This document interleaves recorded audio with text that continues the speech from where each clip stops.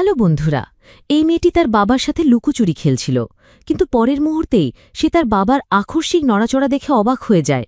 প্রথমে মেয়েটি বুঝতেই পারছিল না কি হচ্ছে। তারপর সে দুজন ডাকাতকে ধারালো ছুরি হাতে রুমে প্রবেশ করতে দেখতে পেল। তখনই সে বুঝতে পারল কিছু একটা ভুল আছে। কিন্তু মেয়েটি কিছু করার আগেই ডাকাত তার বাবার বুকে ছুরি চালিয়ে দেয়। তীব্র যন্ত্রণায় তার বাবা সাথে সাথেই মাটিতে লুটিয়ে পড়ে। এই সময় বাবা দেখতে পেল তার মেয়ে বিছানার নিচে লুকিয়ে আছে। তাকে দুশ্চিন্তা থেকে মুক্ত রাখতে বাবা একটি হাসির ভান করার চেষ্টা করল, কিন্তু এই কাজটি করার কারণে ডাকাতেরা আবার তাকে আক্রমণ করল এবং মেরে ফেলল। বাবাকে তার চোখের সামনে নিষ্ঠুরভাবে মারা যেতে দেখে মেয়েটি অসহায় হয়ে পড়ে, কারণ সে জানত যে সে ডাকাতদের কোনোভাবেই প্রতিহত করতে পারবে না।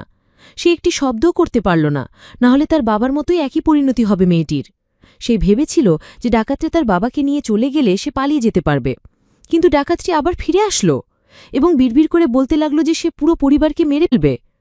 এটা শুনে মেয়েটি পুরোপুরি আতঙ্কিত হয়ে পড়ল, কিন্তু সে কিছু করার কথা ভাবার আগেই ডাকাতটি বিছানায় বসে পড়ল এবং তার হাতের বড় হাতুড়িটি অনবরত দোলাতে লাগল।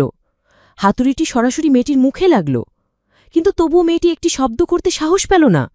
সে জানত না যে ডাকাতটি ইতিমধ্যেই তার উপস্থিতি টের পেয়েছিল। তারপর সে ইচ্ছাকৃতভাবে হাতুড়িটি নিয়ে চলে গেল। মেয়েটি তারপর সতর্ক হয়ে পড়ল। হঠাৎ আশ্চর্যজনকভাবে ডাকাতটি মেয়েটিকে মারল না, বরং তাকে বিক্রি করার প্রস্তুতি নিচ্ছিল। কিন্তু তারা যখন লেনদেন করছিল তখন মেয়েটি সুযোগ বুঝে পালিয়ে যায় এবং নিজেকে একজন ঘাতক হিসেবে প্রশিক্ষিত করার জন্য কঠোর পরিশ্রম করতে শুরু করে। অবশেষে সে তার বাবার প্রতিশোধ নিল। প্রিয় বন্ধুরা, এই মুভিটি কে কে দেখেছেন কমেন্ট করে জানাতে ভুলবেন না। আর এরকম ভিডিও নিয়মিত পেতে আমাদের চ্যানেলটি সাবস্ক্রাইব করে বেল আইকনটি বাজিয়ে রাখুন, যাতে সবার আগে আমাদের ভিডিওটি আপনার কাছে পৌঁছে যায়। ধন্যবাদ।